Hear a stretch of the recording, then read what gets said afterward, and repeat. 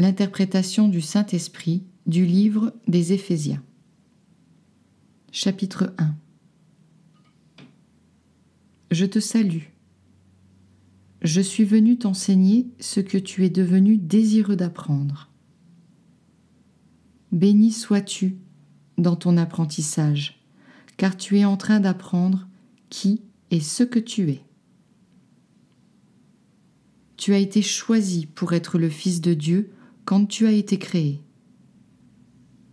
Tu peux appeler cela de la prédestination parce que cela semble t'arriver par les découvertes que tu fais sur un chemin spirituel, mais tu ne découvres rien qui n'ait toujours été vrai. Tu ne fais que découvrir la vérité à ton sujet. Ce que tu découvres est la vérité pour chacun, et c'est donc la vérité pour le monde. C'est cette vérité qui lie toutes choses et les rend une. C'est cette vérité unique qui règne par la loi, qui fait en sorte que tout ce qui ne semble pas appartenir à la loi appartient à la loi. Accueille dans ton cœur le Saint-Esprit, car il est la voix en toi qui connaît ta vérité et la loi par laquelle tu vis. Par lui, tu trouveras la liberté dans la loi. Par lui, la loi est utilisée pour la vérité. Je suis venu t'enseigner la loi par laquelle tu vis, pour que tu puisses l'utiliser pour ton propre bénéfice. Cette loi est la loi de l'amour. Même si elle semble être utilisée en dehors de l'amour, cela est impossible. Cela provient de l'illusion qui la voile. La loi de l'amour n'est pas séparée de toi et ne règne pas sur toi. Tu es la loi de l'amour et elle travaille à travers toi. Ainsi, tu ne pourras jamais être séparé de l'amour que tu es. Chapitre 2. Ton esprit vient de Dieu. Nous l'avons déjà établi. Venant de Dieu, il est le même que Dieu. Voici la loi dont nous parlons. La loi de Dieu est la loi de l'esprit. On peut aussi l'appeler loi de la pensée. Et étant la loi de la liberté, elle est la loi de l'amour. C'est la loi par laquelle tu vis. Par conséquent, rappelle-toi que cette loi est ce que tu es, et ainsi cette loi est à l'œuvre à travers toi, même quand tu crois que tu es ce que tu n'es pas. Cette loi est ta vérité, complètement inséparable de toi. Tu dois apprendre cette loi et l'aimer pour accepter et réaliser la vérité de ce que tu es. Le Christ sera le symbole de la loi, car par le Christ, ceux qui paraissaient multiples seront un.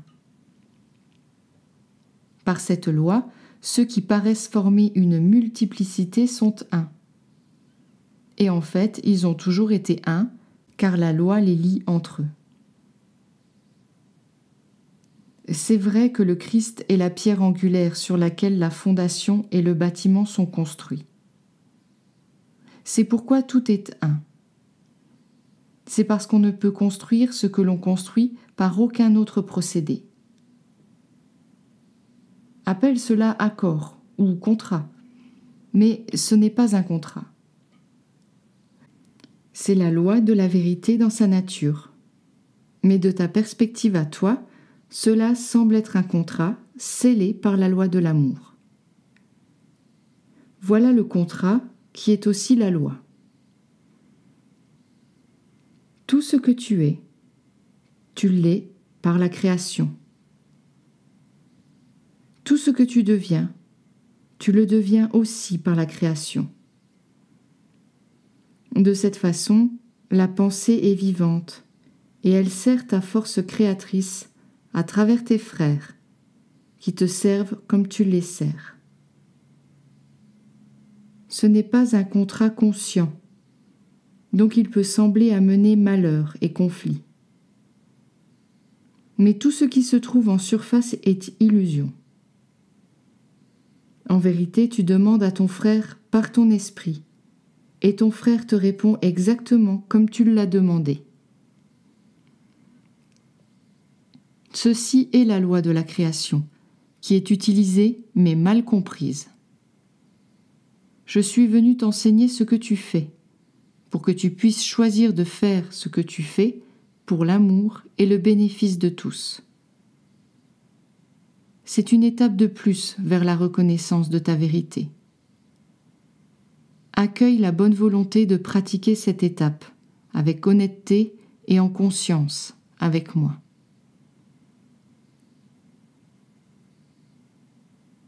Chapitre 3. Par le Christ, vous êtes tous liés les uns aux autres et il n'y a pas de séparation.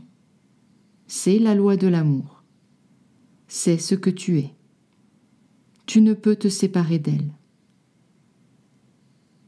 Quand tu crois que tu penses tout seul dans ton coin, ça n'est pas le cas. Tes pensées qui sont entendues par tes frères trouvent réponse à travers eux. C'est la loi de l'amour. C'est pourquoi toutes choses sont amour. Seul l'amour existe.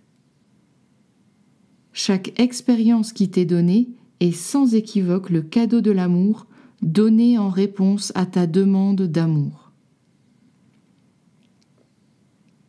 Tu te perçois toi-même comme une personne, mais tu n'es pas ce que tu perçois être. Tu crois que tes pensées sont privées et qu'elles n'ont aucun effet au-delà du cerveau que tu considères tien. Tout ceci est illusion et une méconnaissance de ce que tu es. Tu es un être créé à l'image de Dieu à travers le processus de création qu'est Dieu. De cette façon, tu es le même que lui. Le processus que tu es ce que tu es. C'est ta vérité. C'est ainsi que tu vis et que tu existes. Ce que tu fais à travers ton mental est fabriqué et créé, pas tout seul, mais en collaboration avec tes frères par le truchement de l'unité. Ta relation avec tes frères est si parfaitement liée, libre et aimante en son opération que ce que tu peux vraiment leur donner ne peut être que la gratitude. Car sans tes frères, tu ne serais pas et tu ne ferais aucune expérience. Ton existence même se déploie et est vécue à travers eux. Je prie pour que, ancrés et établis dans l'amour, vous puissiez avoir ensemble du pouvoir en reconnaissant que le Christ est votre vérité. Le Christ est la vérité de tout ce que tu vois, sens et vis, parce que ce que tu vois, sens et vis t'est donné par le Christ, à la demande de ton propre désir. C'est la loi de l'amour. Ce que tu demandes, tu le reçois à travers l'amour fidèle de ton unité. C'est la vérité de toute existence. C'est la loi de l'amour. Donne, par conséquent, par chacune de tes pensées, seulement ce que tu voudrais recevoir. Car quand tu donnes à tes frères, ils entendent une demande. Dans l'amour, ils te rendent en retour exactement ce que tu as demandé.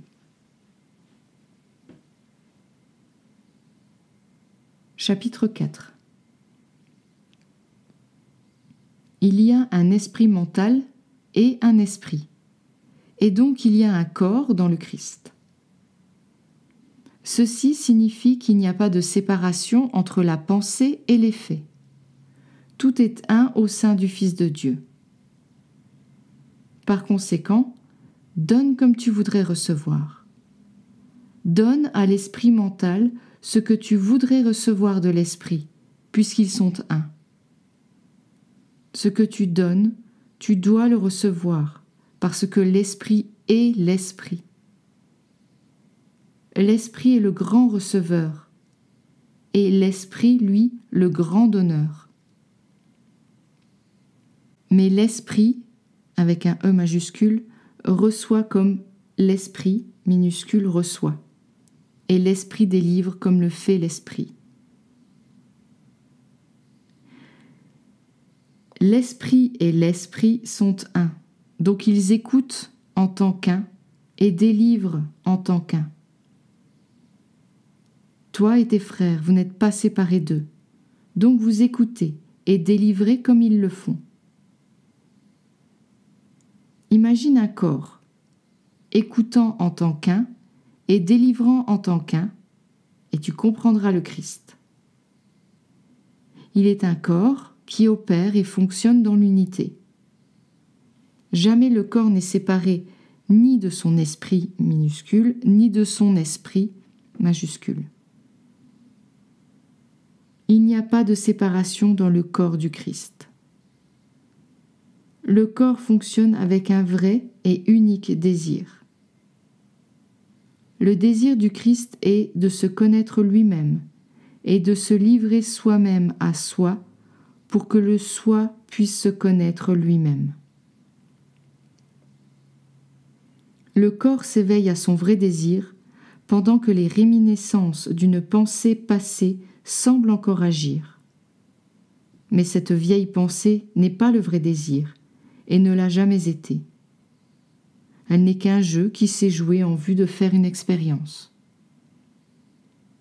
Considère ceci comme un changement de direction dans un corps unique. Considère-le comme un changement d'esprit et d'attention. Puis détermine où tu choisis de te placer au sein de ce changement. Rejoins alors l'opération du corps à cet endroit. Le changement qui a lieu dans le corps a également lieu dans cet aspect du corps que tu es. Ton esprit mental est ton grand receveur et ton esprit délivre ce que l'esprit accepte. De cette manière, tu es semblable au corps, un microcosme de tout ce qui est. Choisis là où tu veux être dans le changement et fais tous tes choix à partir de là. Tu fais partie du corps de l'un et tu en es totalement inséparable. Ce que tu choisis est reçu du mental et t'est livré en retour par l'esprit. Voilà le cycle de l'expérience. C'est ainsi que l'existence fabrique pour toi ce que tu voudrais recevoir. Elle donne selon ton choix. Elle crée ce que tu commandes. Prends alors ta décision et restes-y fidèle. Le mental est le receveur, mais c'est depuis le mental que tu choisis. Observe attentivement tes pensées. Ne choisis pas celles que tu ne livrerais pas, en sachant que tout ce qui est livré peut être donné en retour. Choisis les pensées que tu livrerais au corps, en sachant qu'il est aussi toi. Abandonne toutes les pensées que tu ne garderais pas, et elles ne seront pas livrées. Livre dans l'amour et tu reçois dans l'amour, car tu te livres à toi-même. Connais ton bonheur en réalisant ta vérité et en agissant en elle selon ton vrai désir.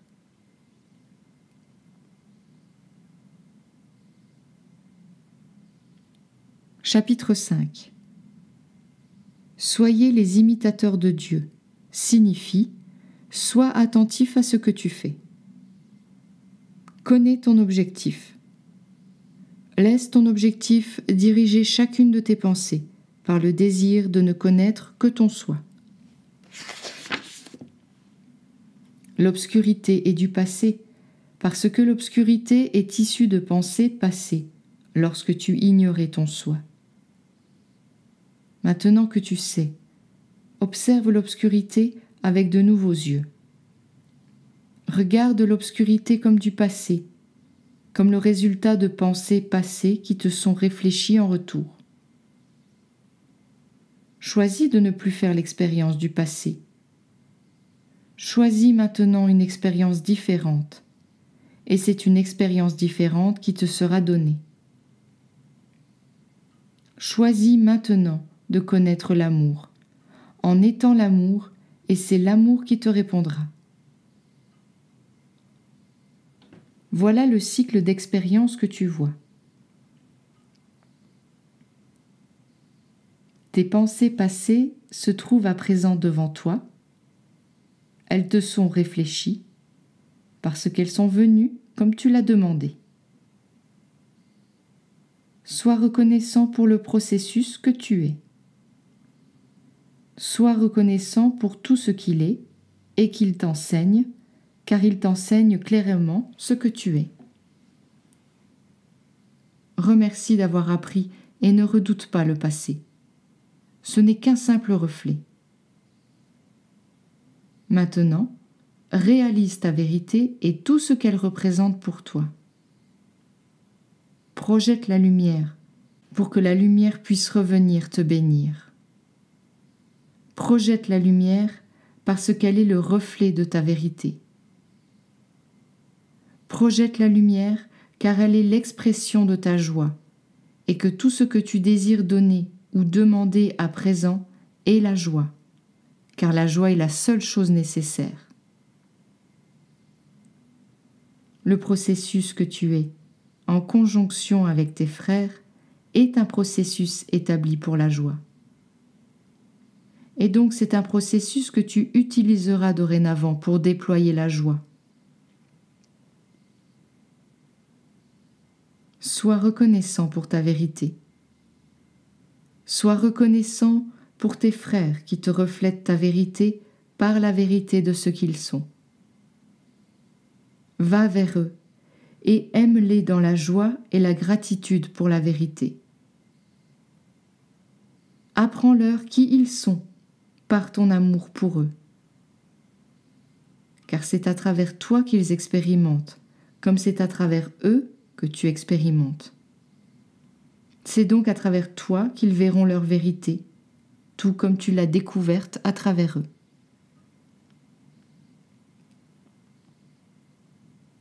Acceptez-vous les uns les autres dans l'amour et la compréhension du Christ. Traite ton frère comme tu sais qu'il est, et ce qu'il est te sera réfléchi en retour. Regardez-vous et sachez que vous regardez votre soi. Tu vois ce que tu as choisi de voir, et cela t'est réfléchi dans l'amour. Aime ce que tu vois, même si cela ne semble pas très aimant, car cela témoigne du processus que tu es.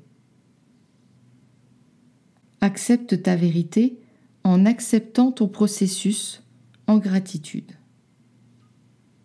Abandonne-toi à ce qui est et à ce qui a toujours été.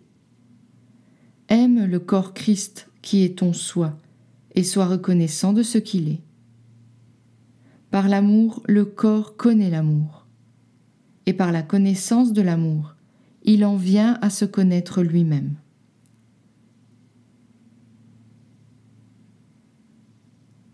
Chapitre 6. Écoute-moi et écoute ce que je t'enseigne maintenant. Je suis la sainte voix de la sagesse et je t'enseigne ton processus de pardon. Ce que tu penses, tu en fais l'expérience. C'est par ta pensée que l'illusion est fabriquée. C'est par la conscience de tes pensées que tu verras ce que j'enseigne. C'est par la libération des pensées que l'illusion est abandonnée. C'est le processus d'éveil. Si tu me le permets, je te prendrai la main et te dirigerai dès à présent à travers ce processus. Tout se déroule selon ta bonne volonté. L'éveil vient du cœur, alors laisse le cœur te guider en tout. L'esprit est le grand receveur.